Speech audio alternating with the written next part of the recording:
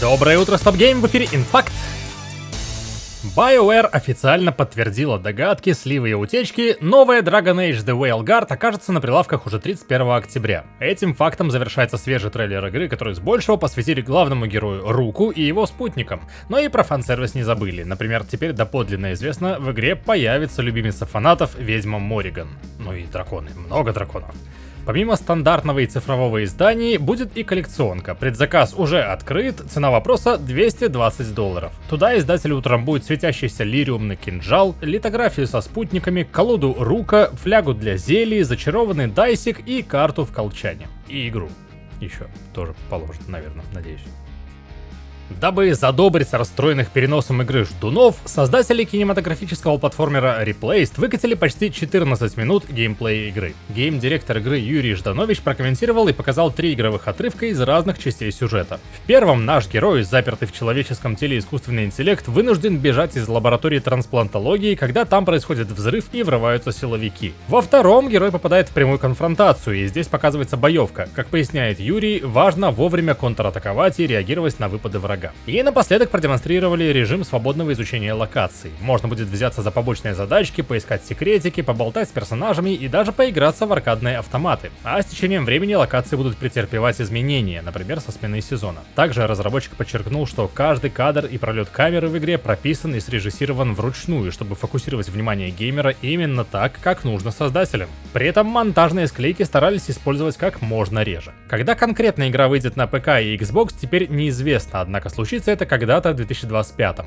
Учитывая, что в трейлере заметно отрывок со Steam Deck, вероятно и на портативном ПК в Replaced можно будет поиграть. Развивая тему переносов, Kingdom Come Deliverance задержится до 11 февраля грядущего года. Ранее игра обязалась выйти под конец года текущего. Причины ясные, оказалось, что разработка потребует немного больше времени. Зато пиарщик игры раскрыл расписание ближайших возможных встреч с проектом. 20 августа на церемонии открытия Gamescom 2024 покажут тизер геймплейного трейлера. 21 августа опубликуют 25 минут игрового процесса, тогда же СМИ и блогерам разрешат выложить свои превью. 21-25 августа посетители Gamescom смогут ознакомиться с демо-версией самолично. Также в этом промежутке должны появиться другие вести о тайтле, в числе оных продемонстрируют содержимое коллекционного издания. Помимо ПК, игра также целится на консоли PlayStation 5 и Xbox Series. Авторы Hunt Showdown слегка перебдели с разработкой дополнения и, конечно же не случайно, переделали игру настолько, что пришлось менять ей название. К привычному имени добавилась дата 1896. Среди главных отличий выделяют улучшение механик стрельбы, баллистики и реакции NPC и персонажей игроков на пальбу. Все сделали поближе к реализму и, например, хедшоты теперь всегда приводят к смертельному исходу. Появилась новая живописная карта, антураж горный, вокруг леса, реки, шахты.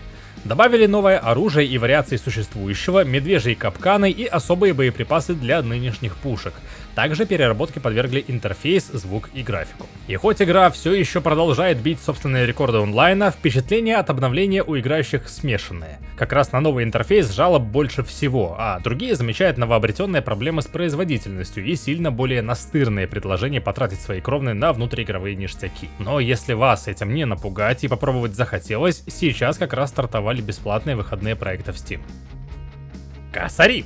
Косарь за лучший блок недели получает товарищ That's Good за экскурс в такую прикольную игровую механику, как карточные мини-игры. Стартовав с исторической справки, провел по нескольким современным представителям и нашел во всем этом интересные закономерности. Косарь за лучший обзор вручается Финдералу. Он провел глубокий анализ симулятора 911 Operator, суть This is the Police, но про спасателей всех мастей и без сюжета. И анализ не ограничивается описанием всех игровых фич, а стекает дальше к причинам тех или иных решений геймдизайна и также предлагает примеры решения найденных проблем.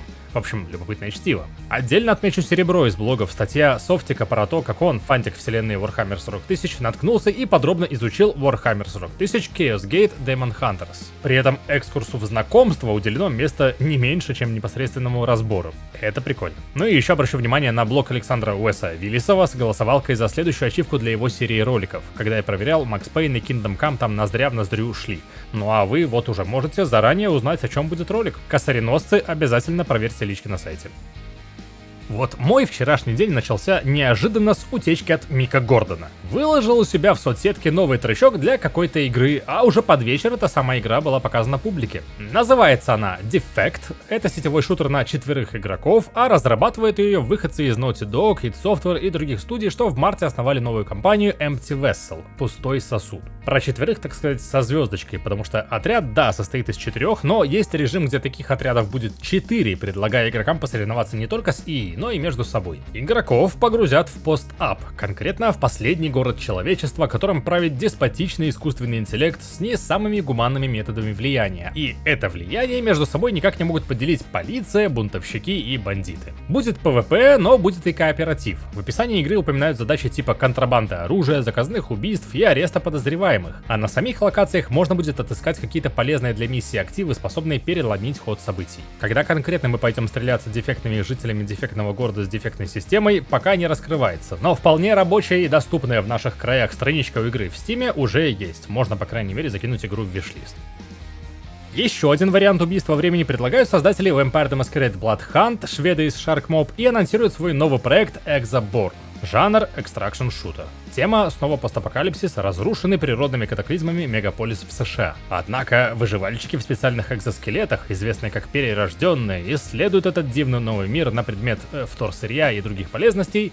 Мы сможем стать одним из них. Собственно, по канонам жанра нам предложат лутать себе различную снарягу, прокачивать свои экзоскелеты и все.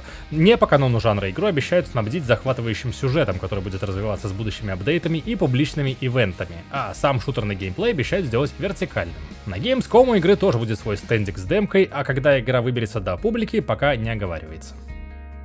Для разнообразия кое-что сингловое, но если фанат это уже видел, остальным повод приобщиться. Дополнение эпизод I Guess The Answer из FES версии Persona 3 готовится пристыковаться к наиболее актуальной Reload версии проекта, которая переиздание с претензией на легкий ремейк. Дополнение является прямым продолжением сюжетной линии Persona 3 Reload, но с новой протагонисткой, робо-девушкой Айгис, которой предстоит преодолеть новые испытания и раскрыть тайну о том, что произошло 31 марта, в котором она потерялась во временном парадоксе. Среди превью дополнения отмечается, что оно, как и раньше, все еще сосредоточено на боях гораздо сильнее, чем на сюжете, однако не имеет такого же сурового скачка сложности, как это было в FES. Выйдет DLC 10 сентября. На сим этот инфакт и завершается. Спасибо, что досмотрели. А если вам хочется быть на острие новостных и контентных лент канала, добро пожаловать к нам на сайтецкий stopgame.ru, где новостей еще и сегодня привалит и за выходные. И там же вас уже дожидается свежий разбор полетов от Василия Гальперова и Семена Окрокова, посвященный Warhammer 40 000 Space Marine. В преддверии сиквела. Приятных вам выходных и доброго дня!